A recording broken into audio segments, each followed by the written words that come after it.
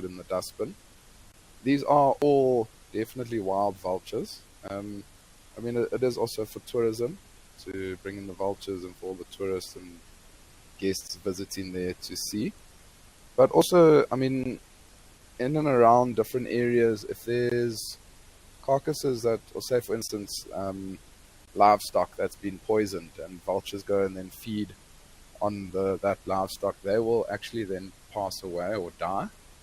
And so a lot of places are trying to do these little vulture restaurants where they try and keep those vultures within certain areas to try and keep them protected.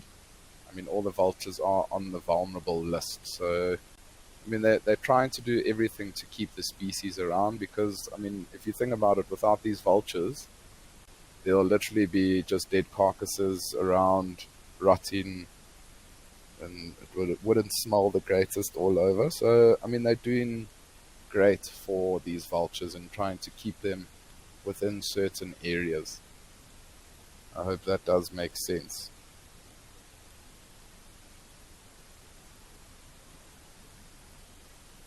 Yeah, I was talking a little bit about the weather a little bit earlier. Why don't we have a quick look at the weather and see what's happening?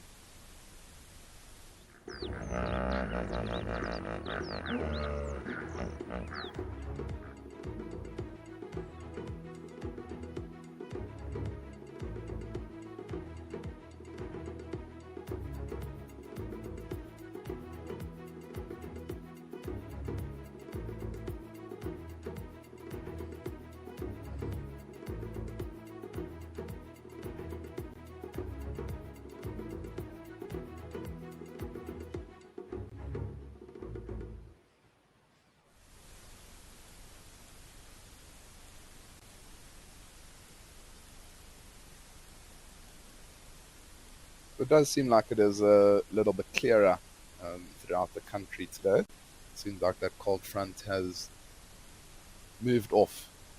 And hopefully that is going to then bring the nicer weather into South Africa, or into the different parts of South Africa that we have these water holes, and hopefully there's going to be a little bit more activity. I know yesterday was a little bit quiet, but you know what? You get those days when you are out in the bush. Sometimes you see it all, sometimes you don't see too much. It's just the way the cookie crumbles.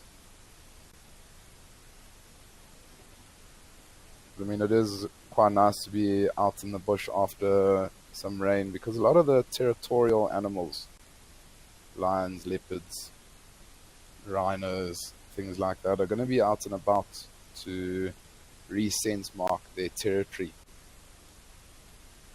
So, I mean, the rain would have washed away their scent, and they now have to go and remark their territories. So you'll often find animals walking around quite a lot during the cooler times of the day after there's been some rain. So hopefully some of those animals' territories are around the water holes and we're able to find some interesting things for everybody.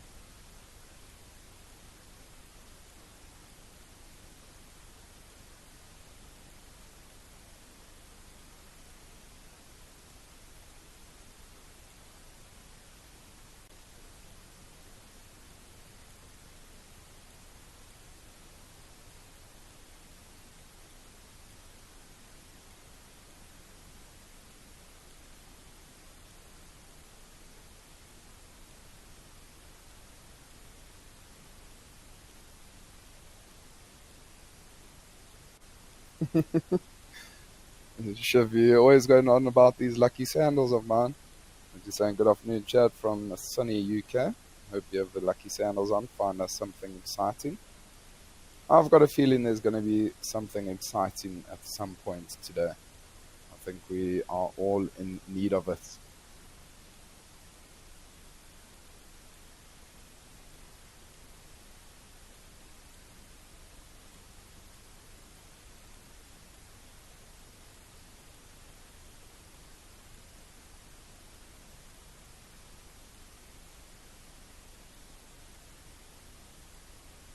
Lenny, on you saying like a scene from the movie The Birds.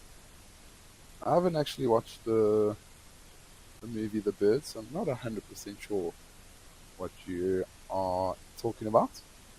But I can only imagine that this scene reminds you of that. Catherine, is so nice to finally have sun and no rain. I mean, you know what? The thing is, the rain was very, very nice. I mean, everywhere needed it, but it was getting a bit much. So I'm glad that there is some sunshine, and hopefully the rain was enough to soak into the soil to be able to get absorbed, and hopefully we will then have some nice fresh greenery around for all the animals to feed on.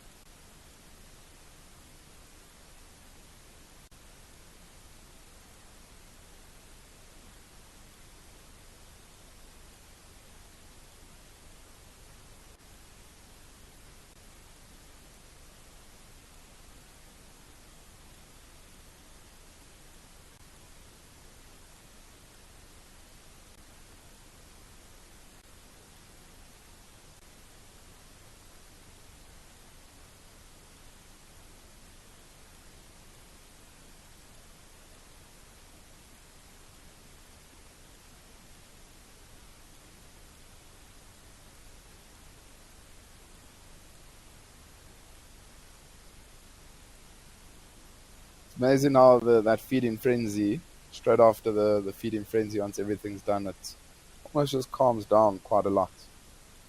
Everybody seems to just now be resting, and there's a couple of hooded vultures that are still looking for any scraps that they might be able to feed on.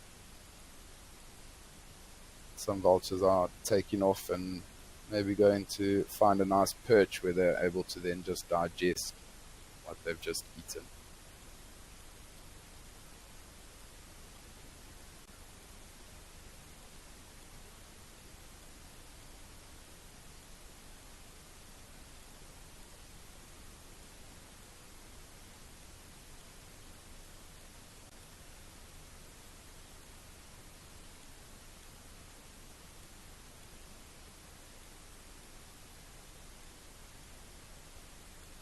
Also, a couple of those marabou stalks have now also moved off. Oh, there's still one there in the center of the screen.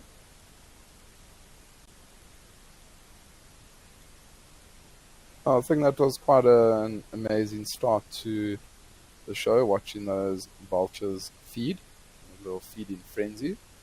But why don't we head over to Tembe Elephant Park and see what's happening there?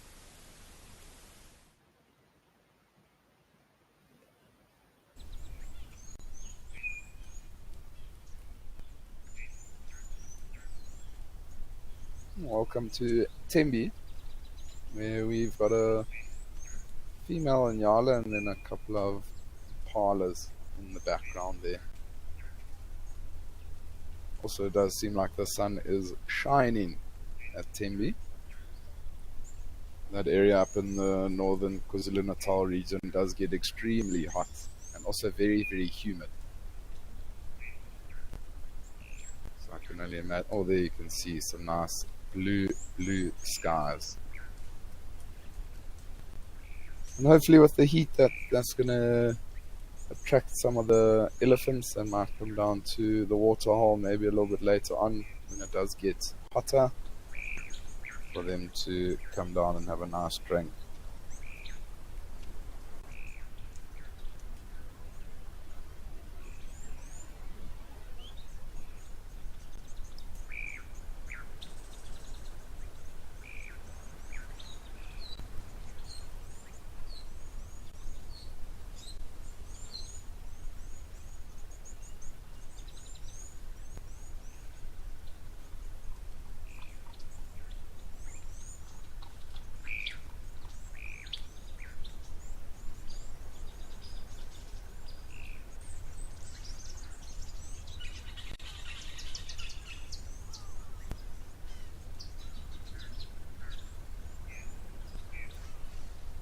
beautiful colors of the impala.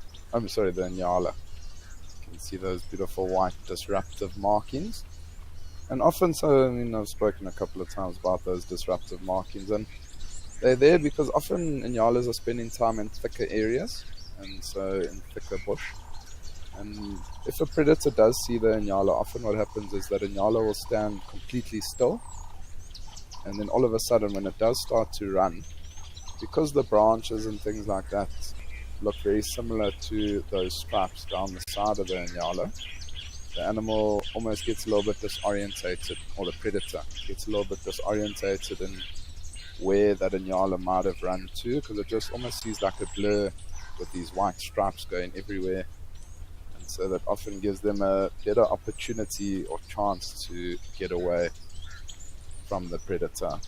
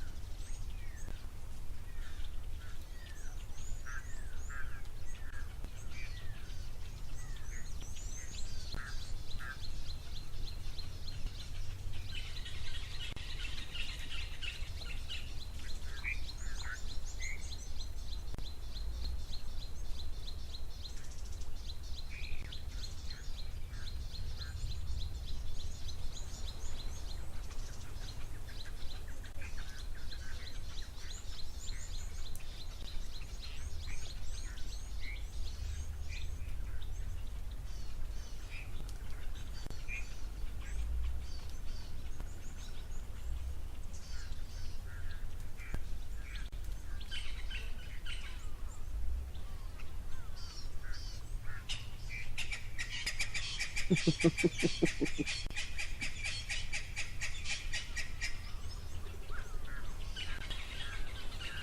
see, there's a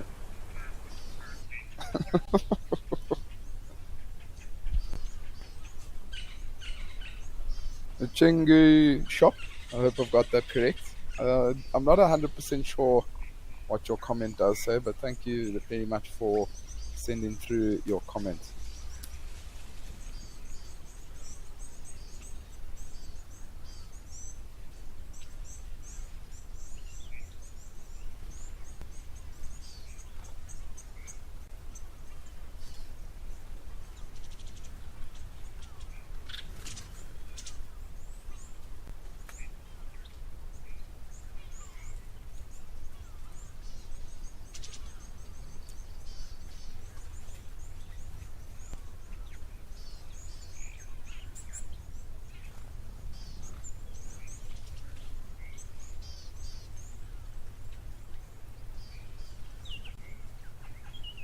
Oh, so I think for now, let's head over to Olifants River, see what's happening there.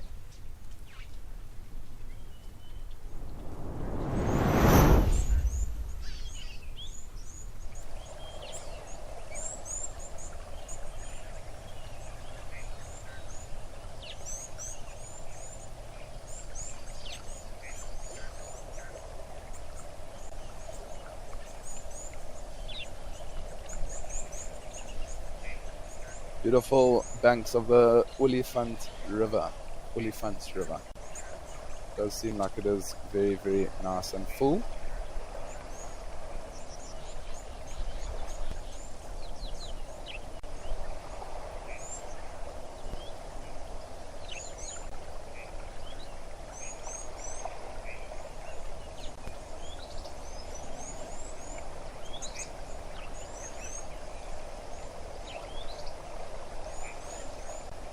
Beautiful just to listen to the sounds of the river as it is flowing.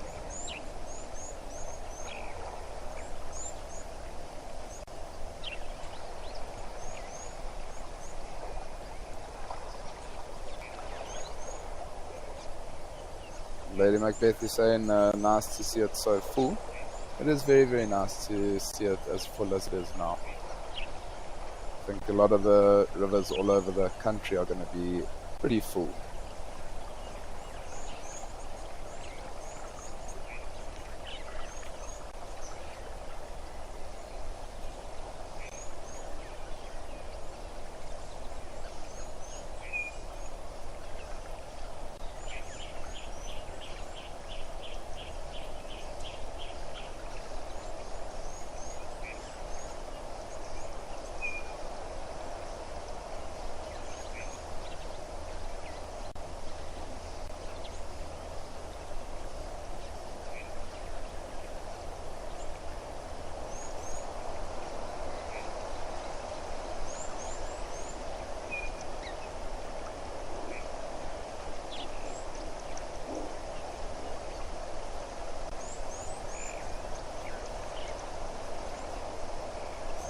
It does still seem like it is quite windy along the banks of the Olifant River.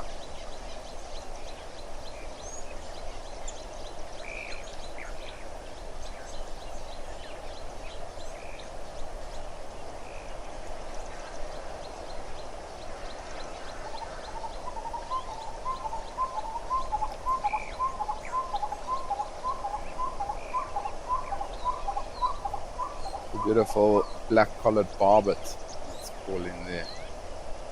Black-collared, black-collared, black-collared, black-collared. That's how I often try and remember it. That was one of the things when I first started out in the bush. I thought, sure, how am I going to remember these bird calls? And there was one of the mentors that trained me, and he said, all you do is you try and put a little saying to the call. So then I thought, well, how am I going to try? How am I going to remember the saying? But it's a lot easier to remember the saying, and then from the saying you can get the name of the bird, and that's how I've now. I don't know all the birds. There's some hippos calling off in the background, but I do know quite a number of different calls, and some of them just stick in your head. You just hear the bird and you know the call immediately. But others are here, and then I think, okay, so that's saying, and then get to the bird. So it's just a little bit of a trick to try and remember the bird calls.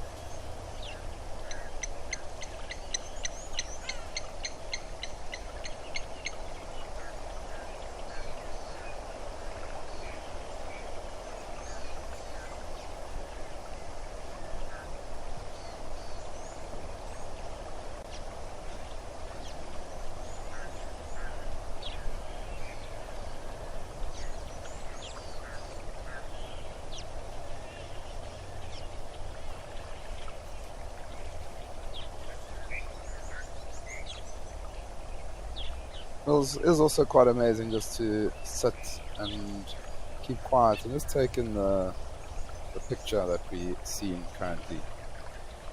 Beautiful flowing river, some hippos in the background, some birds calling.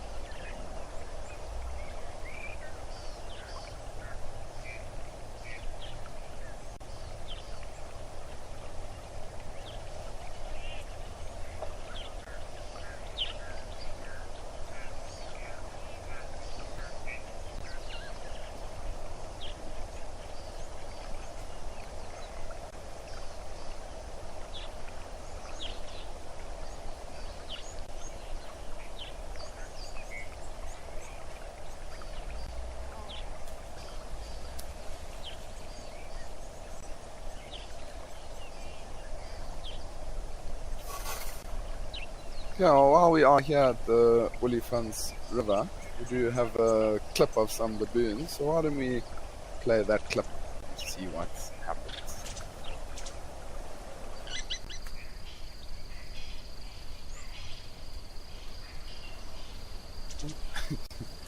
The baboon's trying desperately to keep its eyes open.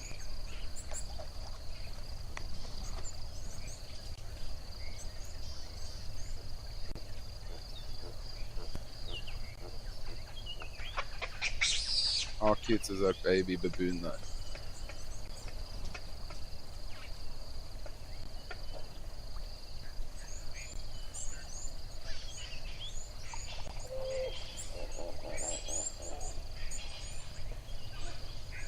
Big stretch.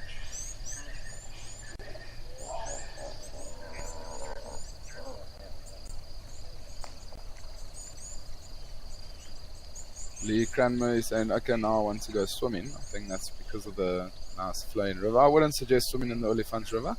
I mean, even here you can hear that there's lots and lots of hippo activity.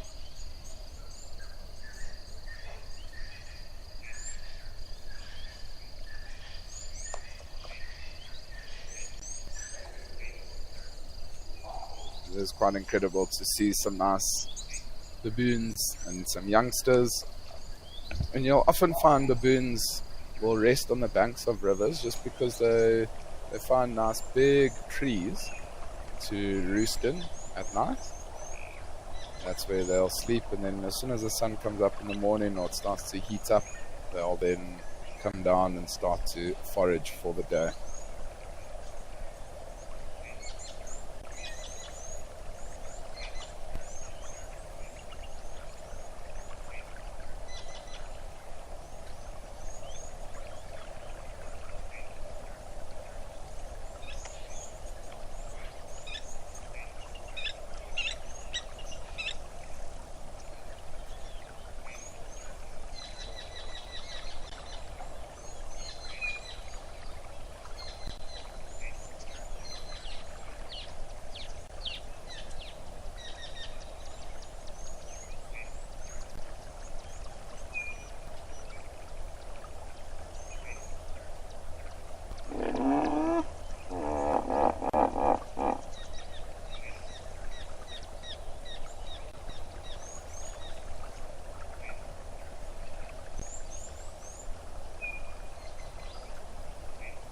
It would be quite amazing to see those hippos, but I can only imagine they're in a bit of a shallower part of the water of the river at the moment.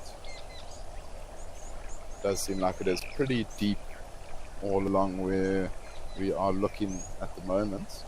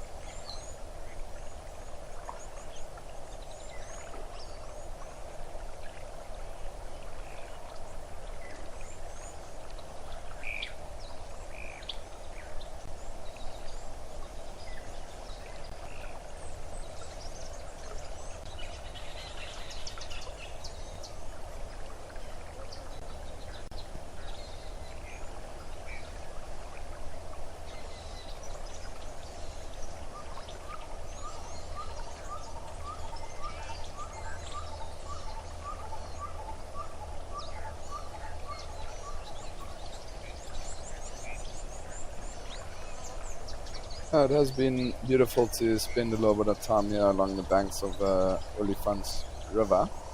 So why don't we head over to Tau Lodge and see what's happening there.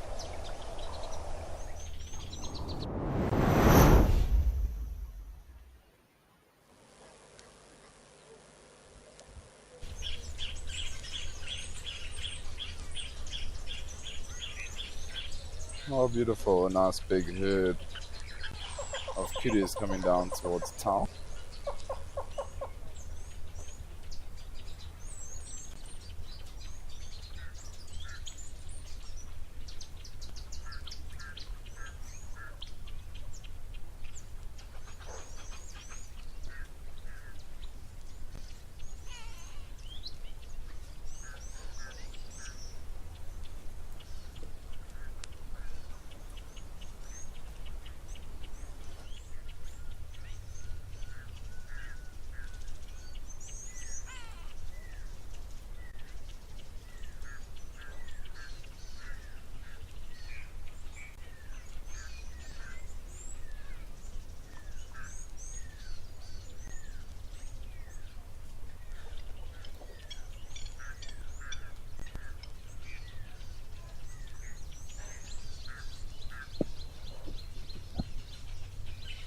Beautiful big male kudu there. It's always very special to see a nice big bull with those spiraled horns.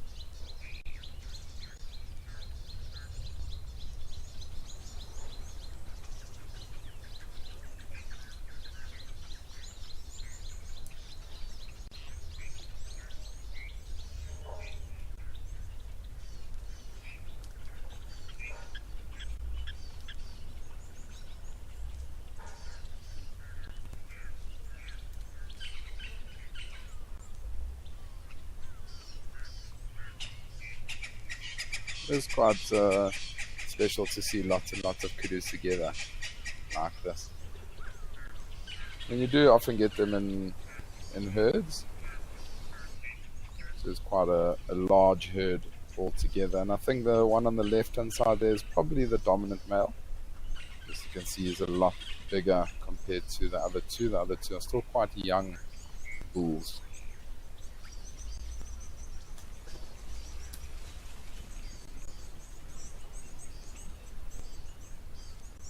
Lee Grandma, you're asking, do you suppose at any time in our human evolution we could see in the dark like most other creatures? Lee, to be honest with you, this is obviously my honest opinion. I don't think so. I just think, I mean, like not really all the animals can see in the dark. It's obviously mostly the nocturnal animals that will be able to see in the dark. But like impalas and kudus and wildebeest and things like that, they don't see very well at all within the dark. Obviously their eyes will adjust just like ours, and I think because that male was looking at to see if that female might be ready to mate. But us being diurnal, so active during the daytime and sleeping at night, I don't think there would have been a time where we would have been able to see in the dark. But you might have another opinion, other people might have their own opinion. That's just my personal opinion. Dan from the UK, good afternoon to you. Some beautiful scenery. Indeed, very, very beautiful. Nice to see Tau Lodge so full.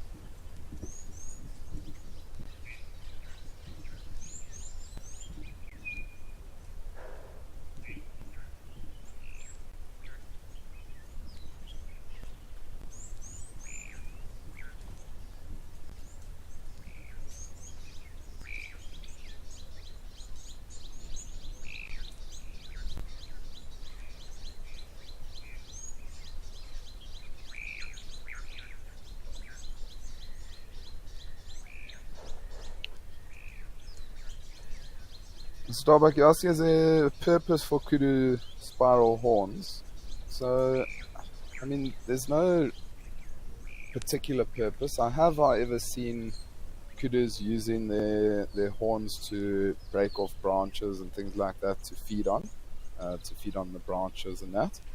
but I don't think there's a specific reason why they, why they do twirl. I think that's just how they are. I mean, I think it also would look pretty strange if they just were like straight up and no curves or anything like that.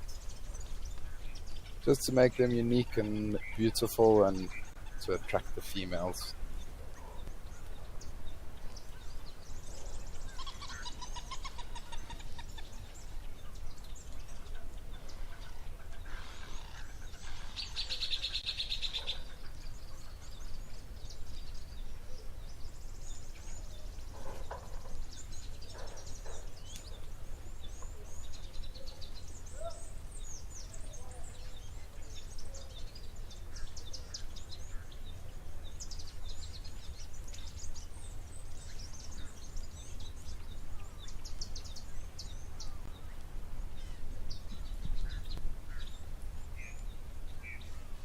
It's also got to be one of my favorite sounds in the bush, the kudu alarm call.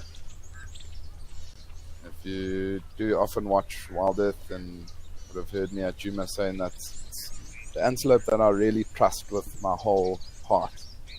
If I hear kudu's alarm calling in the bush, I know for a fine fact that there will be a predator there, or they are currently looking at a predator. Whereas you find impalas and inyalas, like if they sniff some predator or sniff something that resembles a predator, they'll start alarm calling. But the kudus, I don't think I've ever followed up on kudu's alarm calling and not found whatever it might be that they were alarm calling at.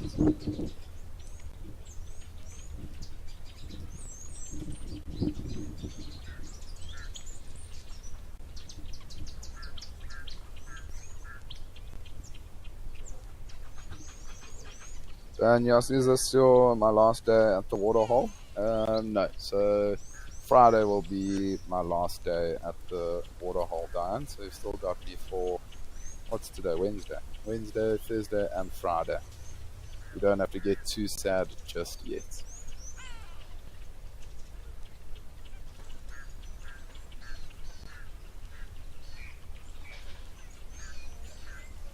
Shiv saying, wow, I've been working the past few days. Tower is super full now. It is, it's crazy. And I'm just going to read the next comment from Lorraine. She's saying, was the water level topped up by the lodge or rainfall?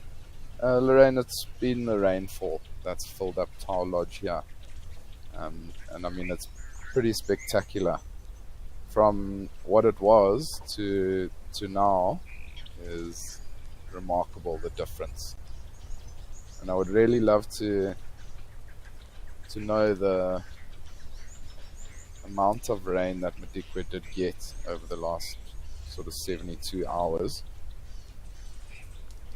because it seems like it is a huge amount. I mean, if you look at the ground now, it's already dry, but the waterhole has filled up significantly.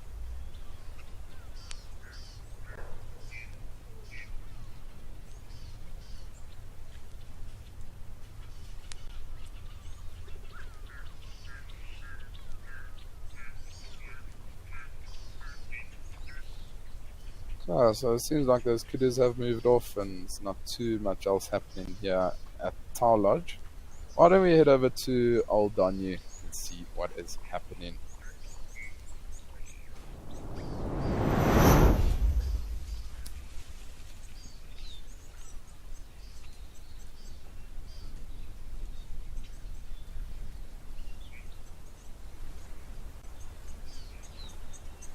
Beautiful giraffes. Oh man, I love when it's dramatic skies like this.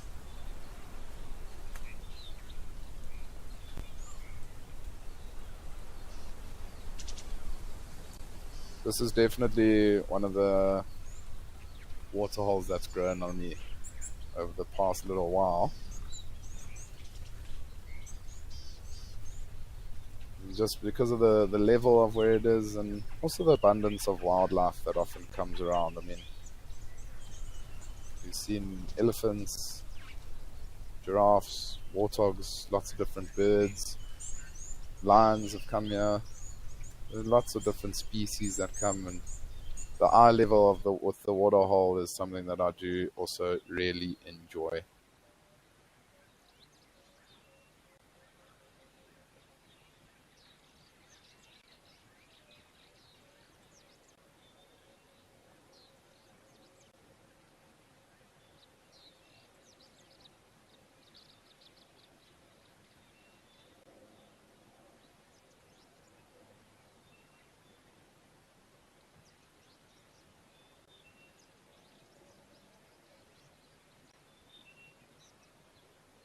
Looks like two young males and then one female.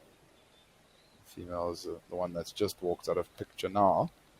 Just looking at the ossicones or the horns on top of their head. Males much thicker compared to the females, and another way you can tell is the penis sheath, the penile covering between their legs.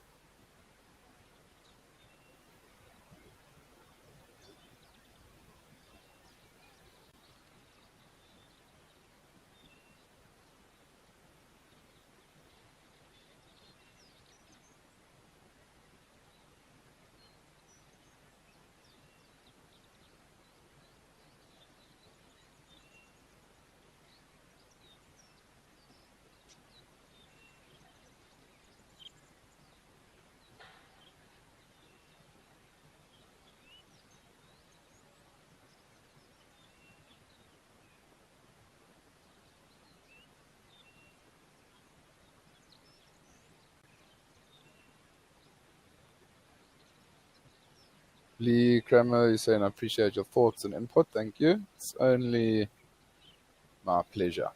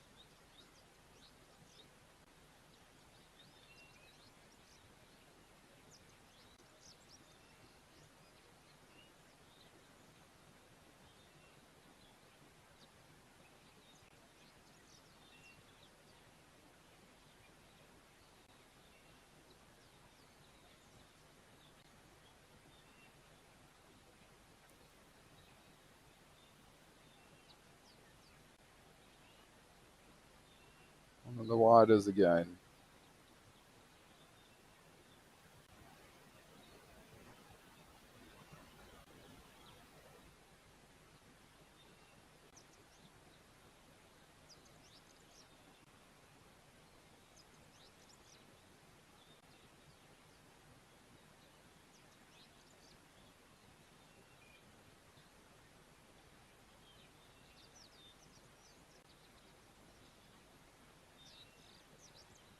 Soul Loves Nature is saying that that giraffe had lovely markings.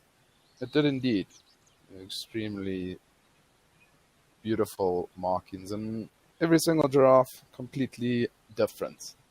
All those markings, and just like a zebra, their stripes is, or the straps are basically their ID number or passport number, completely different. Yeah, you might get some that are very similar, but they will always be different.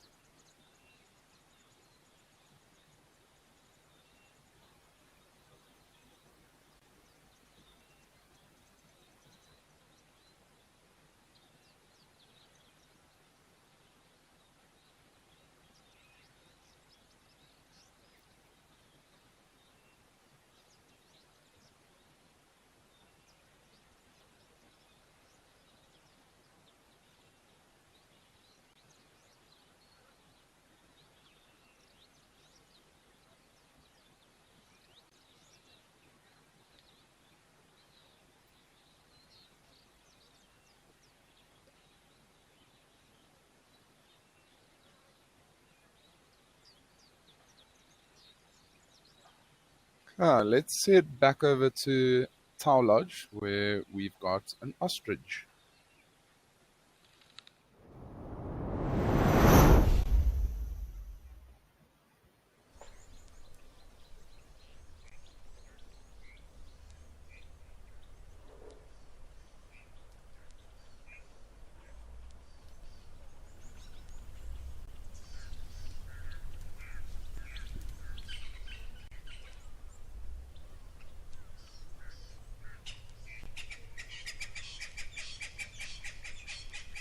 A beautiful male ostrich.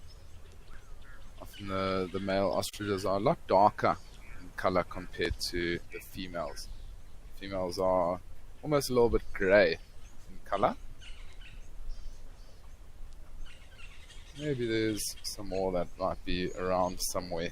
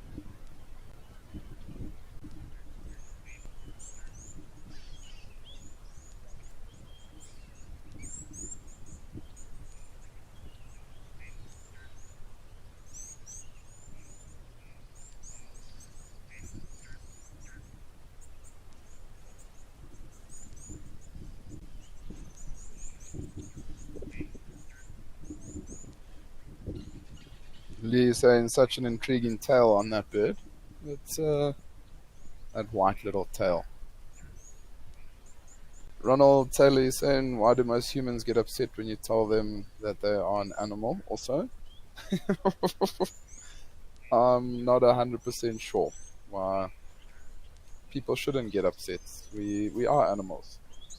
Homo sapiens.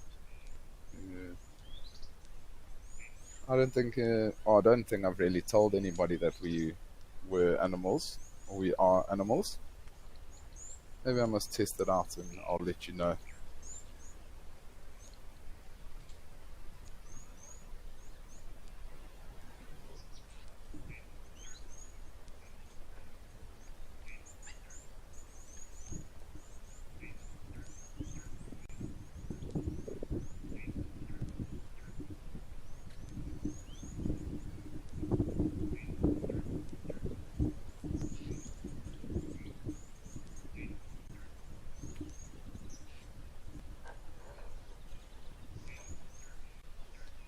Seems like there is quite a lot of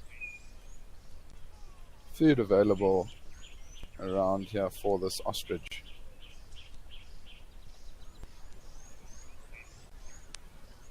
I think maybe after the rain there's quite a lot of insects that are moving around. Grasshoppers, locusts, maybe some lizards, things like that.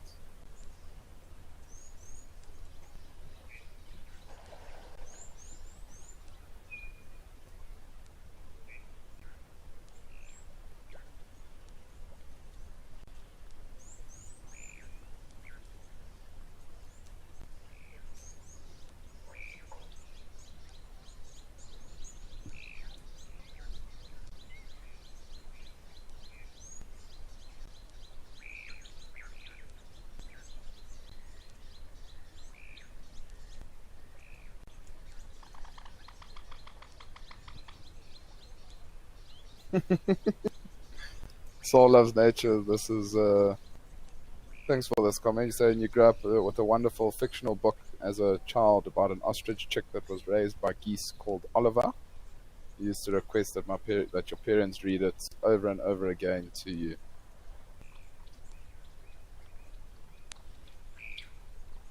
So the ostrich was called Oliver, and the book was Cuckoo, Child for Cat Clarity. Keep a lookout for that.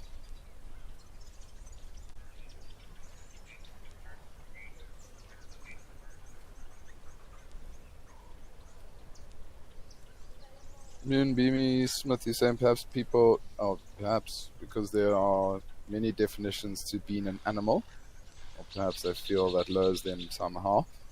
There is a lot of different definitions for being an animal. I mean, people that are a little bit crazy, sometimes people can call them an animal. So I do see maybe now, after that comment, why people might get a little bit upset. But it just depends on what sort of setting that you're saying that they are an animal in.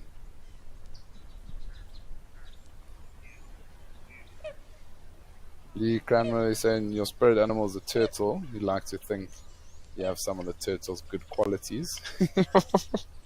Lee, I'd love to hear what sort of qualities you think that you do have, just like a turtle.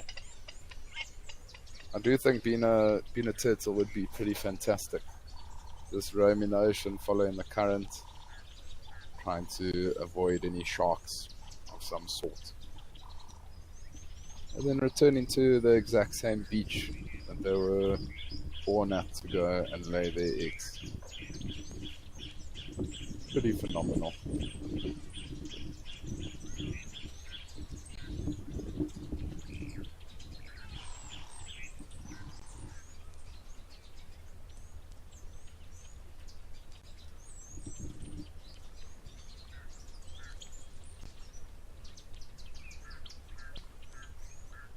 Yeah, and a lot of turtles, they do get taken at a very young age. Sometimes ghost crabs, birds, things like that, even along the beach. The thing is, it's something quite ridiculous, like 1%, 2% of turtles make it to adulthood, which is pretty crazy.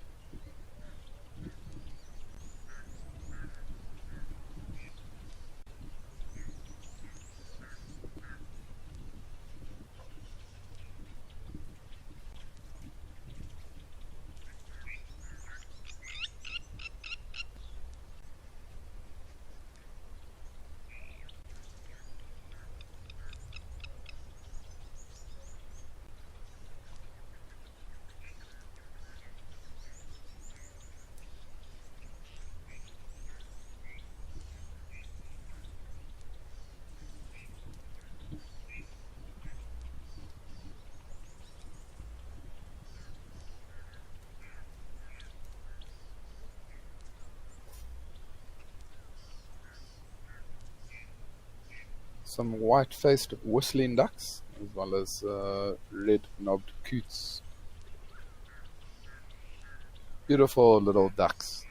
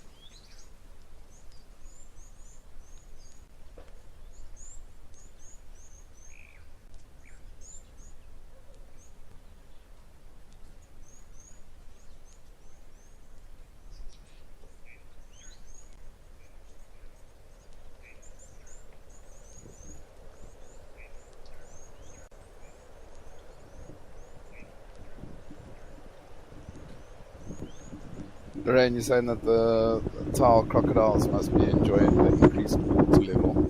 I think for sure they are definitely enjoying the water level. But I think also maybe now that there's a lot more water around, it means that the food availability has now probably gone down a little bit because there's more water. All those animals that were within a smaller section or puddle have now moved to different areas.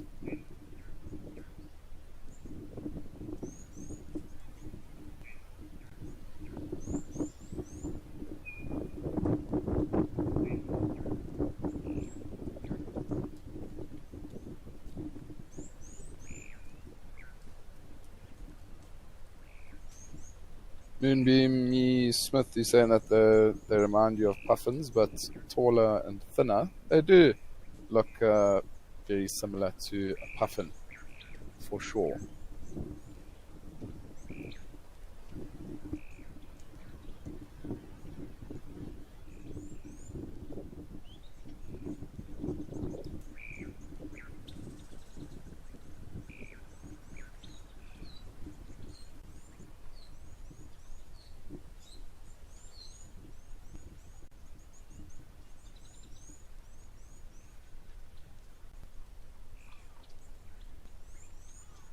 Sandra Macy, you asking, do both male and female whistling ducks look the same or look alike?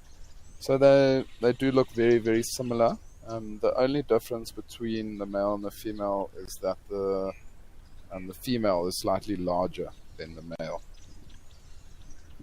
So it is very tough to just say, okay, that's a female, male, female, male. Because I mean, the size difference isn't a drastic difference.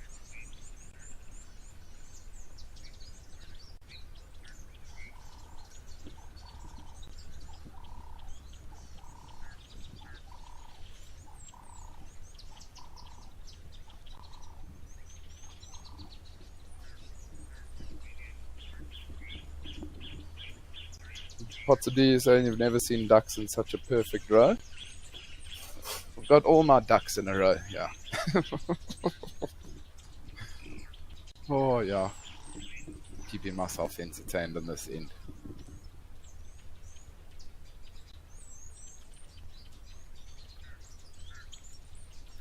Moonbeam Smith, you're saying, are those blue feet? They do look like they are blue from this angle here, also to me. That is very interesting. I don't think I've ever really looked at a white-faced whistling duck this closely before, to be honest.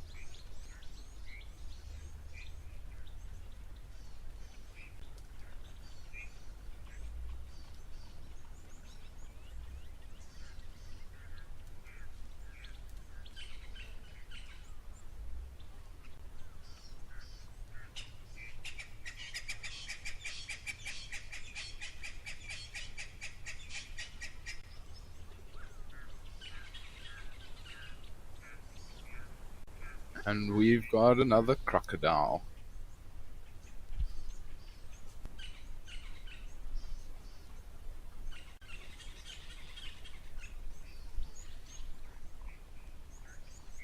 Quite a sizable crocodile, this one. Definitely not just going to be feeding on little fish. I'll try look to feed on something a little bit bigger, more substantial.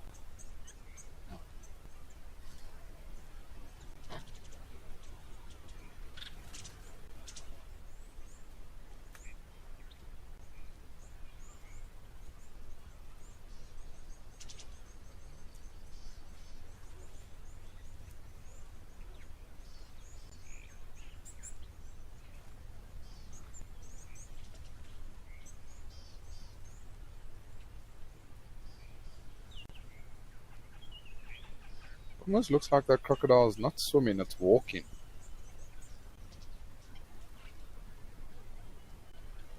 When they swim, they're a lot smoother in the water.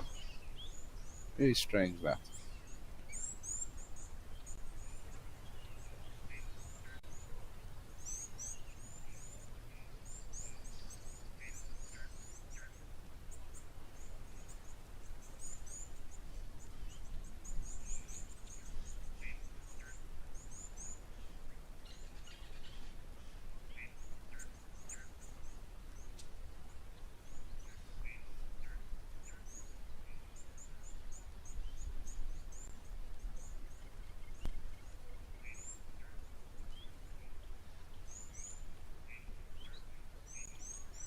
See there, oh, no, so there it was definitely swimming.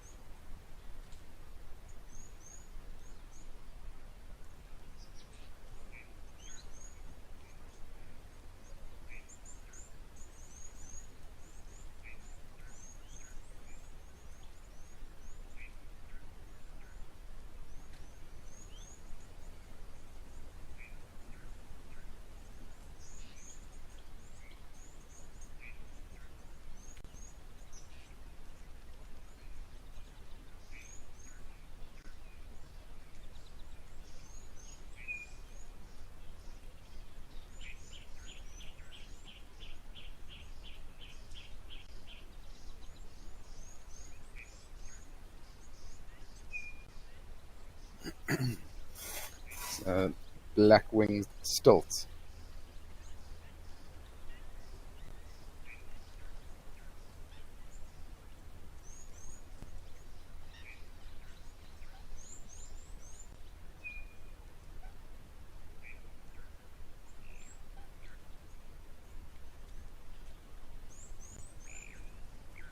Lorraine, you're saying do they migrate? White-faced whistling ducks, you'll find them all year round.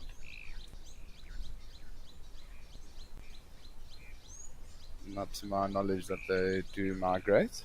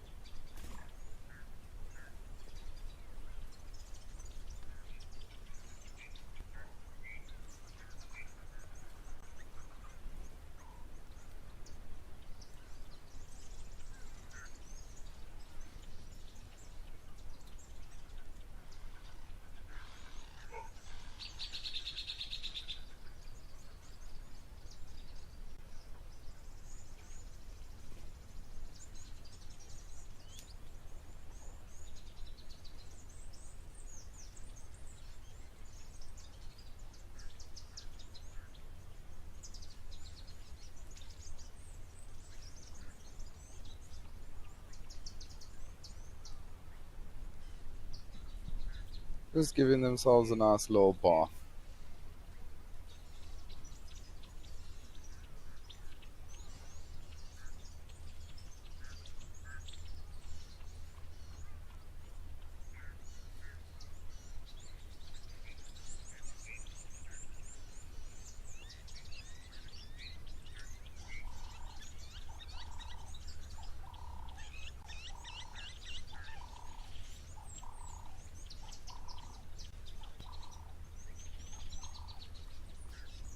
it definitely is bath time for sure.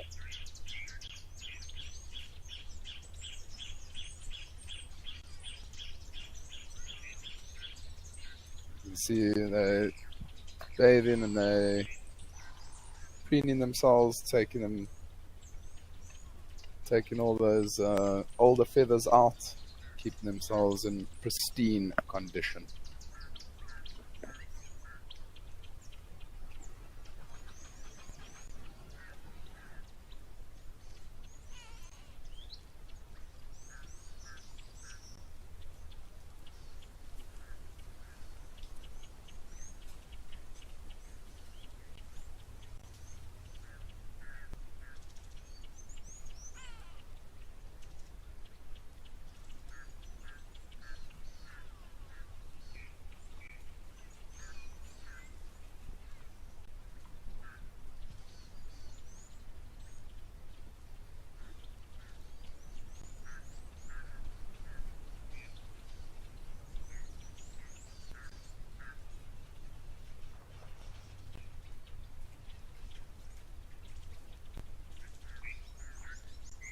It definitely also seems like there is.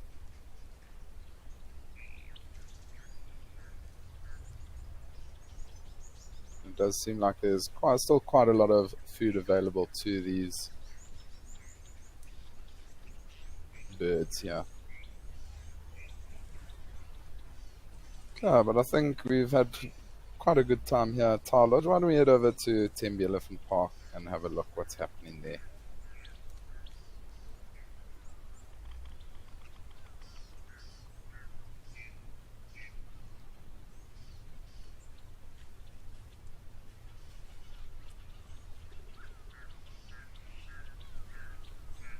We've got a beautiful dazzle of zebras here at Tembe, swishing their tails away. And imagine to try and get rid of all those flies that might be buzzing around the bum.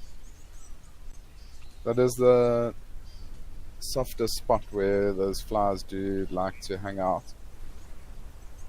So the zebras are constantly trying to keep them away from there. And shame, it's sometimes you see the zebras and they've got no tail. Often when the males fight one another, I mean, as much as they do often kick, they do also bite one another's tails off. And you sometimes see a zebra with a small little stumpy tail and the tail just wags. There's no hair or anything like that. I do feel sorry for those zebras because they're going to get attacked by those flies. You'll often see them just kicking their foot down every now and then to try and get rid of them.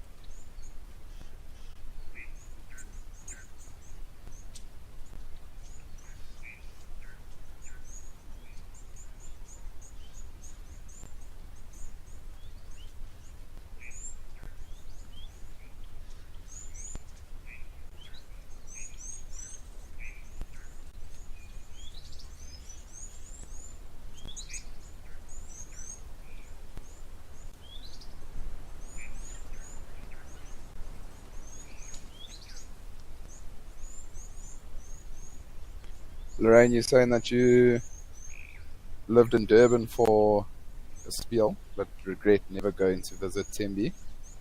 Tembe Elephant Park is a phenomenal reserve. I spent quite some time there during 2015 and 2016 when I was studying at a training provider up there in Shishlui, about an hour and a half south from Tembe. And I actually did my Fugaza level 1 assessment, so basically my assessment game drive to become a guide at Tembe. It'll always be very special to me. I mean, it is quite a dense reserve. Just the area, a lot of woodlands in that area, but a spectacular place for birding, as well as seeing the tuskers, the big elephants. The lion population is very good there. Also, a spectacular reserve, and they've also got quite a lot of hides. So where we are currently now, it's actually a hide. So you can go and park your car and walk down a walkway, probably 100 or 200 meters, and you can sit in the hide and have coffee and watch as the animals come down to drink. So like during the heat of the day, it's a beautiful spot to be, just resting in the hides. Often quite a lot of activity of elephants and things like that coming down. Cheetahs and other animals, you're saying these are such lovely prison ponies. They are indeed beautiful indeed, and I mean, don't really need an explanation to why they're spending time around this area. You can have a look how lush and green the grass is. I would also probably be spending time around this waterhole. It's actually also, the amount of rain at Tembi must have also been quite a lot just by looking at this waterhole, because it's also definitely risen substantially since the other day.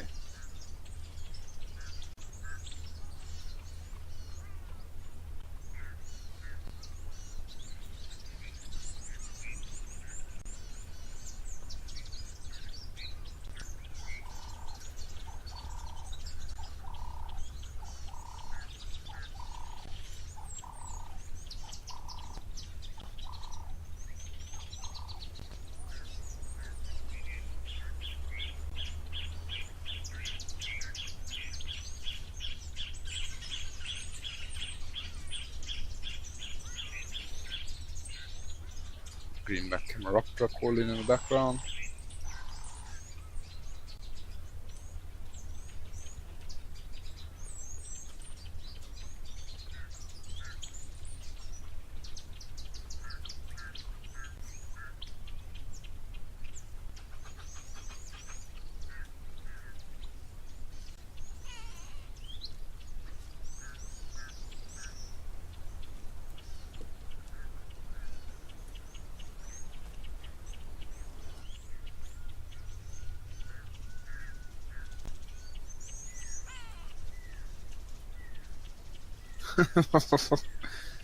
Lorraine, you're saying that I make it sound so fantastic. Now you're in the garden route, a long way away. You are indeed a very, very, very long way away from Tembe Elephant Park, but maybe if you ever do go back to Durban and visit some friends up there or something like that, it's definitely worth taking a weekend to go up and explore Tembe.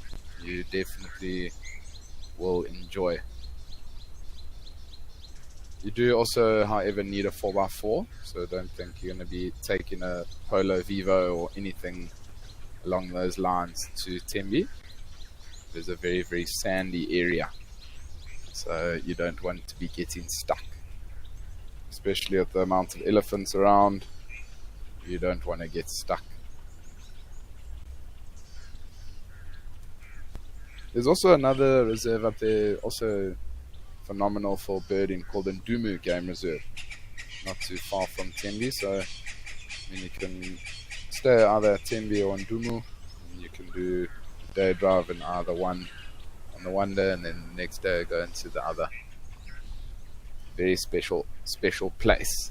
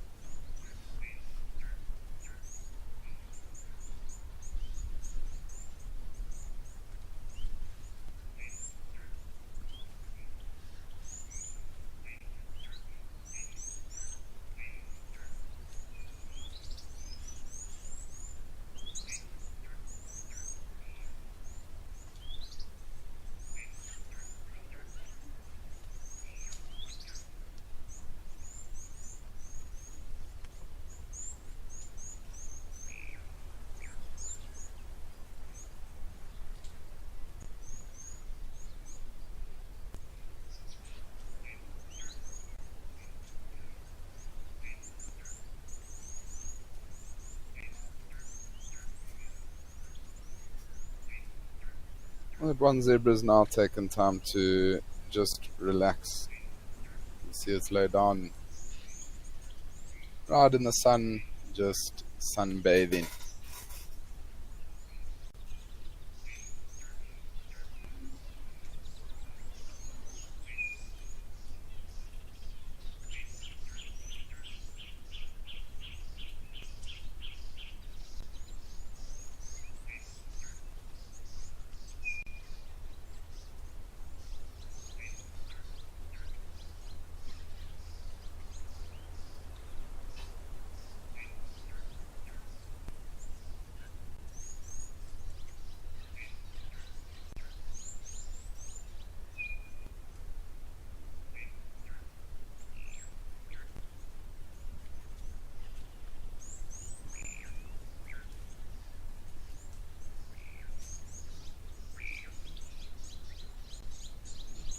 Those two zebras are really having a good time at the back.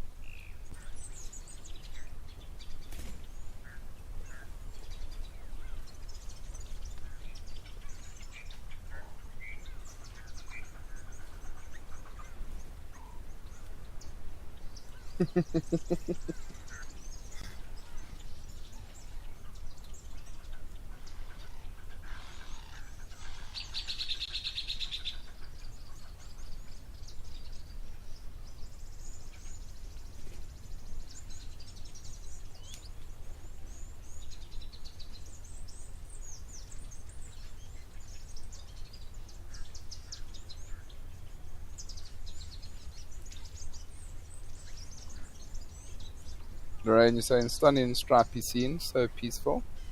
It is a very nice little peaceful scene, watching these beautiful zebras.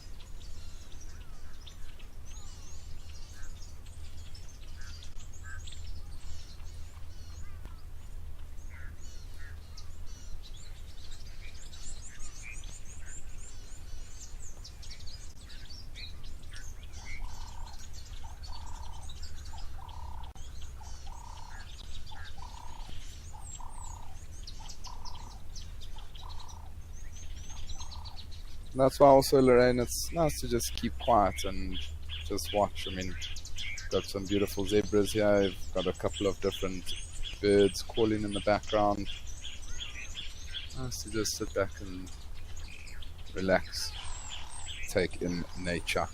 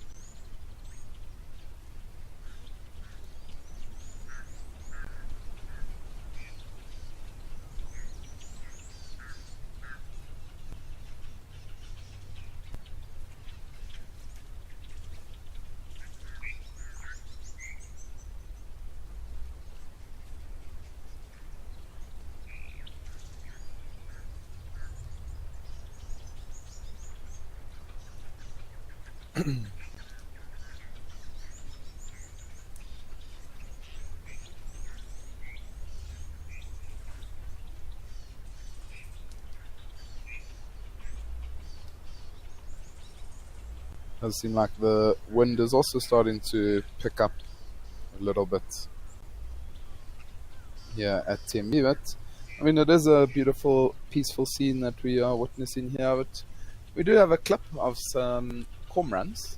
So why don't we have a look at that clip, but we'll come straight back to Tembi.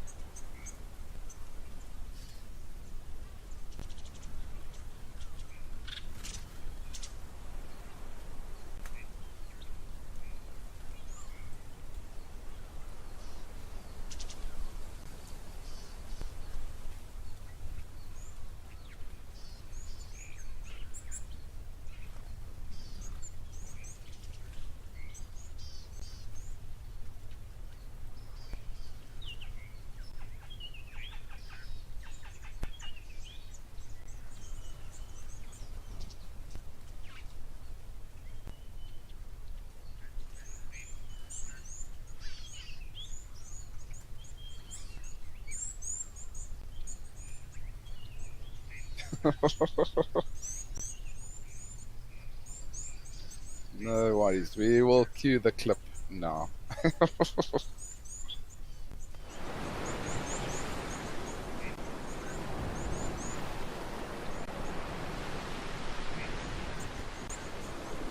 It's nice for a little bit of a change to see the cormorants here at Stony Point, Betty's Bay.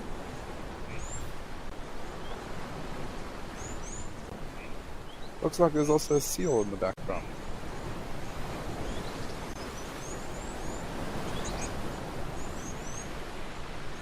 Oh, I see now. It looks like that seal is eating one of the cormorants. Now it's behind. Yeah, it's throwing the seal. I mean, throwing the cormorant. That's quite crazy to see. Sure, that came out of nowhere.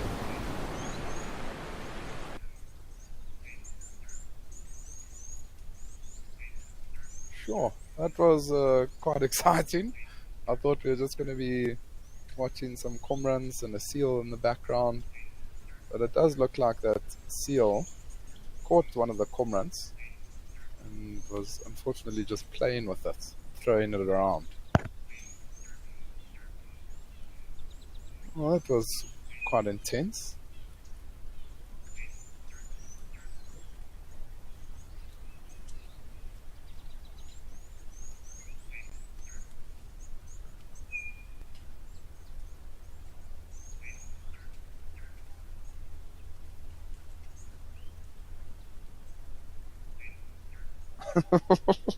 Maggie say that zebra's tails look like conductors in front of an orchestra. They do indeed.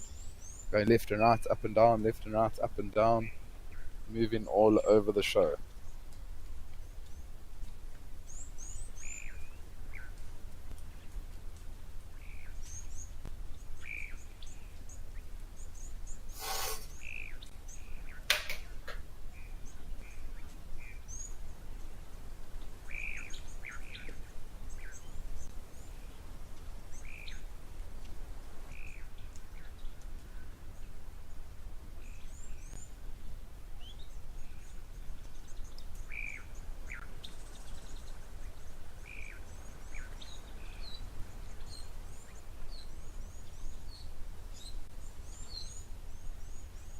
Cheetahs and other animals, you're saying your first Africam seal?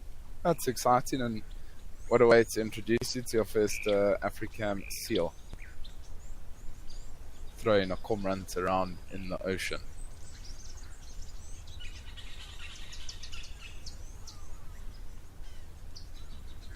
Maria D, good afternoon to you. Saying good afternoon to us all at Wild Earth. I'm sure everybody in the Wild Earth office is also saying good afternoon to you.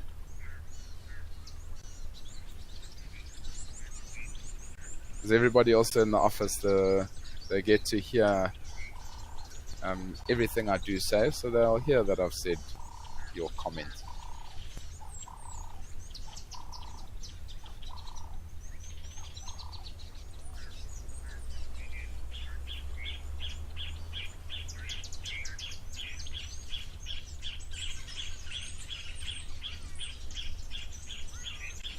Oh, beautiful. We had those ducks in a row now, or a little bit earlier at town. Now we've got the zebras in a row.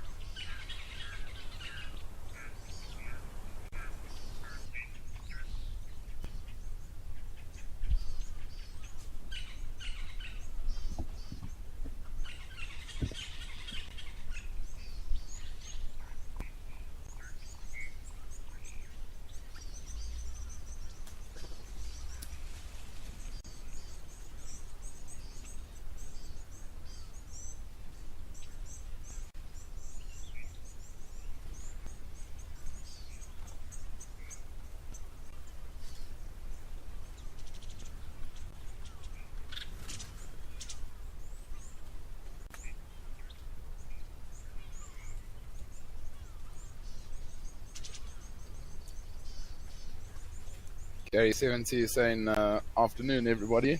Hi, Chad and the team. Good afternoon to you, Gary. Thanks for tuning in to Live at the Waterhole.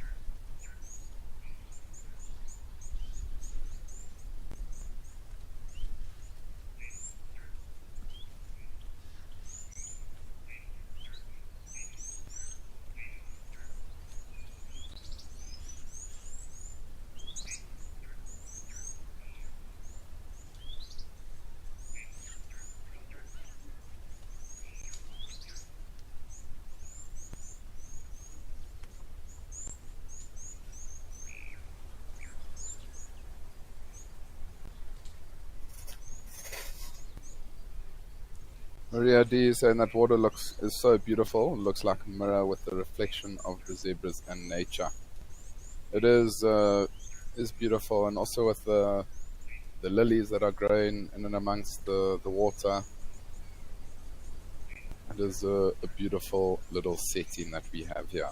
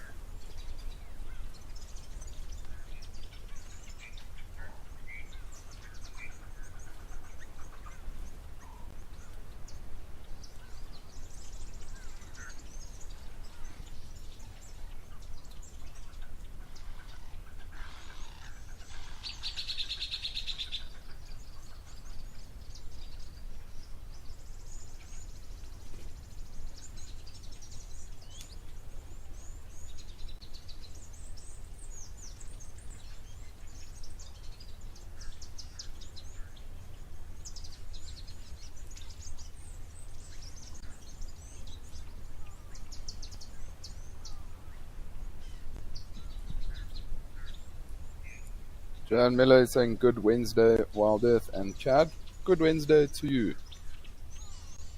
And it's exciting. There will be a live safari this afternoon. And also straight after this will be on safari. We'll have the recap of what's been happening on the ground in the different locations. And then straight after that we'll be into the sunset safari. So don't miss out. And I believe it is sunny on Juma. Fortunately, it is raining at Amakala, but hopefully that rain will pass.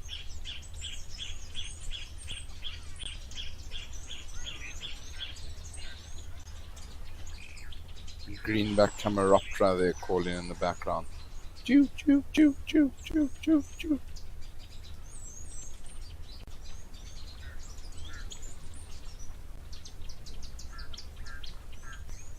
I do miss birding up in the Zululand region and spending time in the beautiful sand forests, seeing the Narina trogon, Nearguard sunbirds, African broadbills, African wood owls, all those beautiful special birds up there.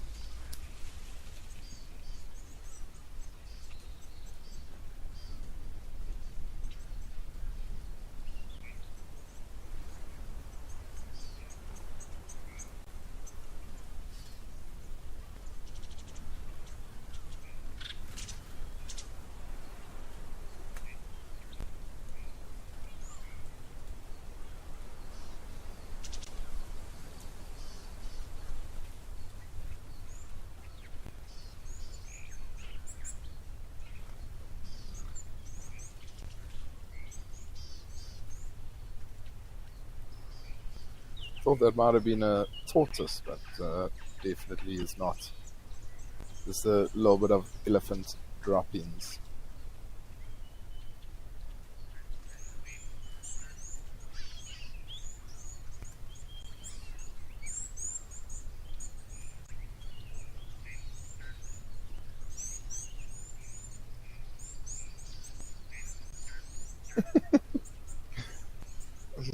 Nadine, I'm not too sure what you had for breakfast today, but Nadine was thinking that impala might have been hanging from one of these trees here. Goodness gracious me. That would have been pretty insane because, I mean, a full impala hanging from a tree, 99.99% chance of there being a leopard around. I wouldn't have said no to a little cat.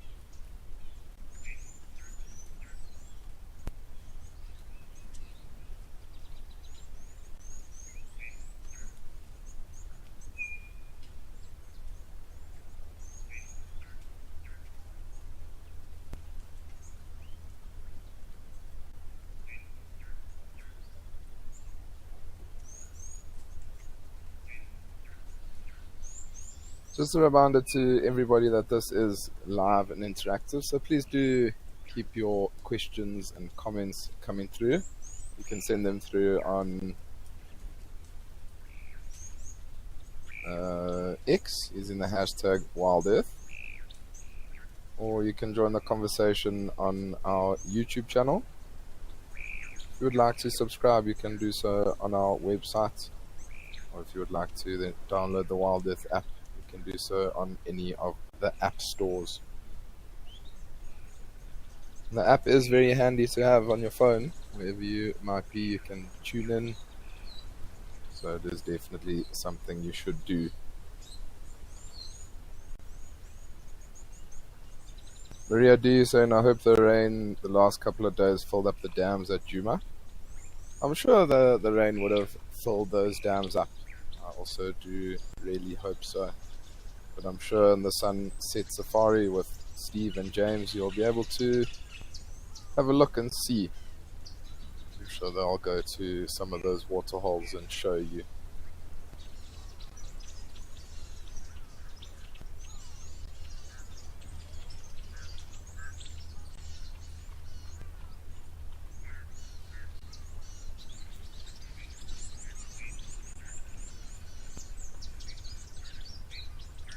Mike, he's saying good afternoon from soggy Bristol, UK. Are the tail movements involuntary, or is the animal consciously making each movement, as it seems a lot to be thinking about? Silly question, sorry. There's no such thing as a silly question, Mike. Thanks very much for your question. And I mean, I would say that it's, like they've got to consciously think about swinging their tail, because if you think about it, it doesn't constantly swing all the time. I mean, even now looking at this impala, it's still, but if there is something there, then it will flick the tail. So it's not something that just involuntarily happens. They've consciously got to make that decision to wag the tail.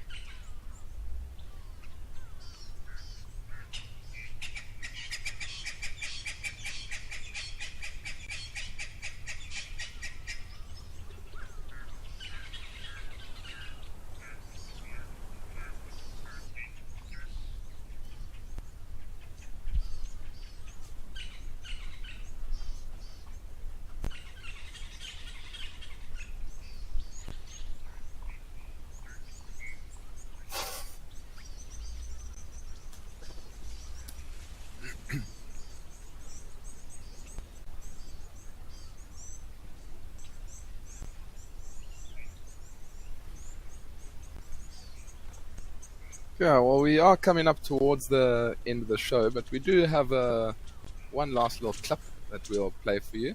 I'm going to take you to the Olifants River, where maybe we have a clip of a cat.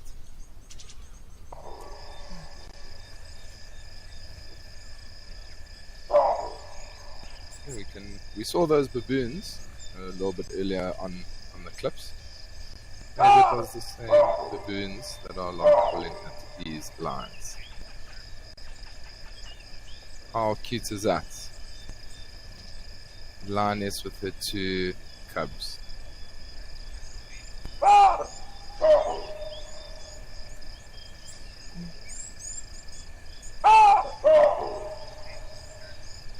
It's quite an amazing alarm call.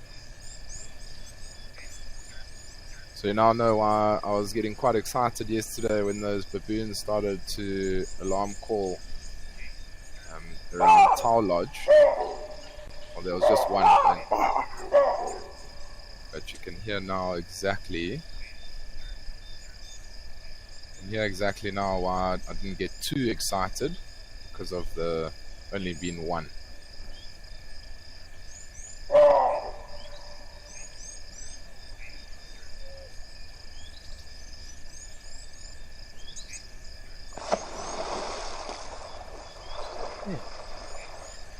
Maybe that was a hippo jumping back into the water.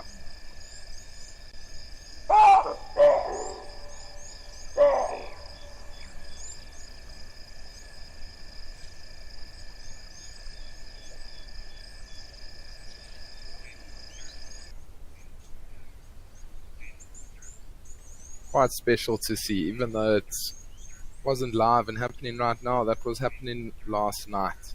That lioness moving right under where that camera is.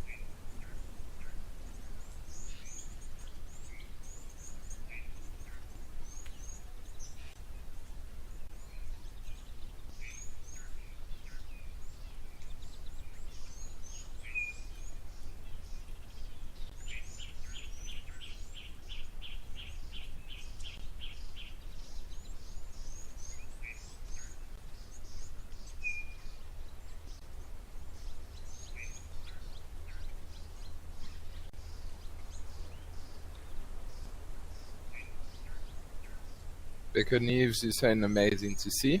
Indeed, pretty special to see. Oh, we got some warthogs. And that one's enjoying a little scratch. Maybe we missed them having a bit of a wallow. The one at the back seems like it is a little bit darker compared to the rest of them. Maybe it was having a little wallow, trying to cool off a little bit.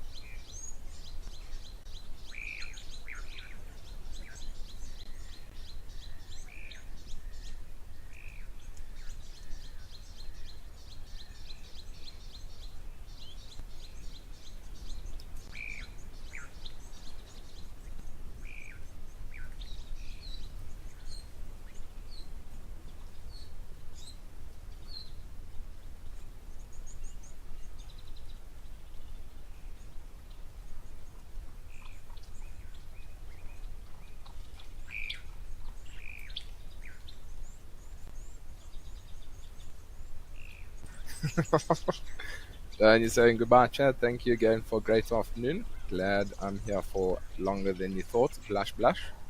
Don't worry, I will be around a little bit longer for you, Diane.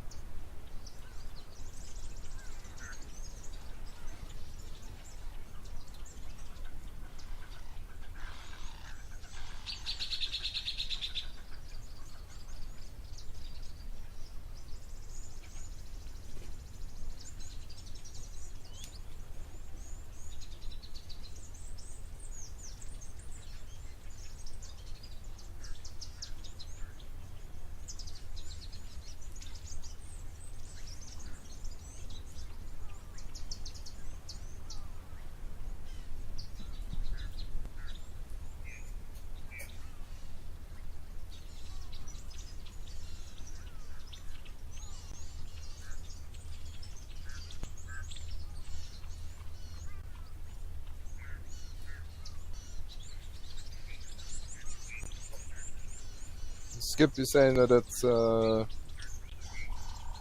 good morning from Texas. Looks like a lovely morning at Tembe. It does look like a lovely morning at Tembe. Sun is shining, animals are out, the birds are out. All we need now is a nice big elephant bull coming down to the water to drink, just to end off the show. Wouldn't that be fabulous? Sandy Franklin, you're asking how many babies do cats usually have? So, I mean, lions, they were often between 1 and 4. So often they'll have 3 or 4 cubs. That's generally the amount. But something like a leopard, leopards will mostly have 2 cubs, but in some cases they will have 3. I do believe there's a leopard at Mala Mala where I used to work now, the Nkoveni female, and she's got 3 youngsters. Doing well for now. And then cheetahs, they can have, I mean, up to 6 youngsters. I think the record for cheetah cubs is actually 7 that I know of. And I mean, there was actually 7 cubs that were born on Punda, one of the southeastern corner of Punda, which was quite special. But generally speaking, they'll have 5 or 6.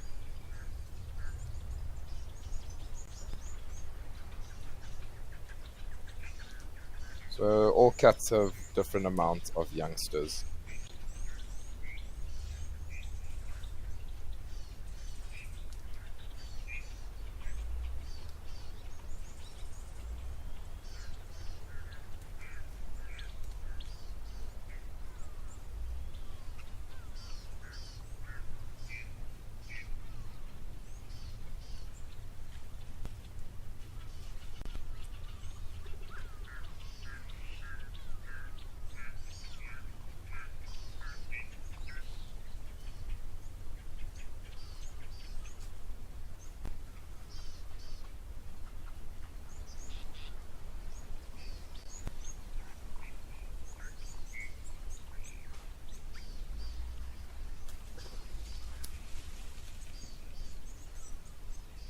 Where have our warthogs disappeared to?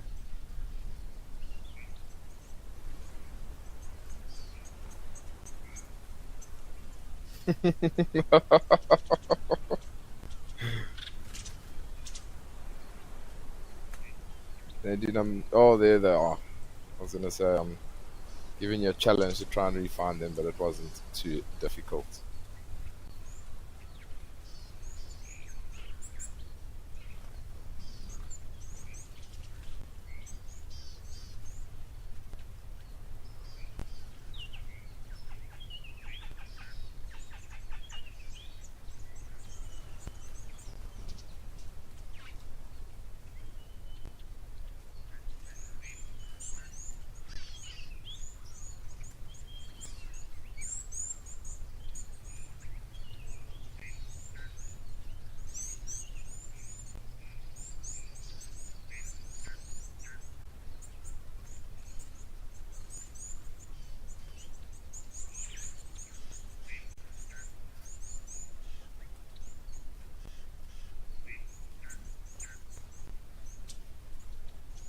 Dogs are constantly feeding, literally non-stop.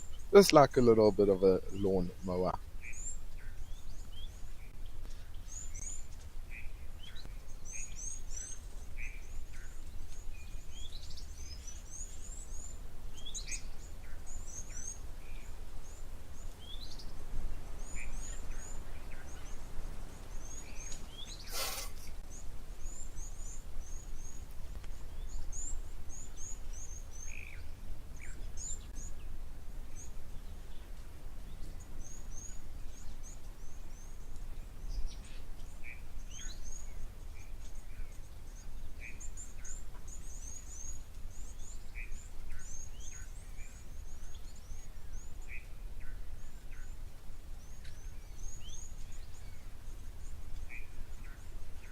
So we are coming up to the end of the show, and just want to say thanks once again to everybody for sending through your questions and comments and interacting with me. I do hope everybody has enjoyed the show and learned something new.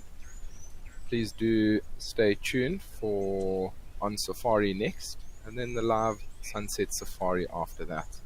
But for now, everybody, from me, thanks very much and goodbye.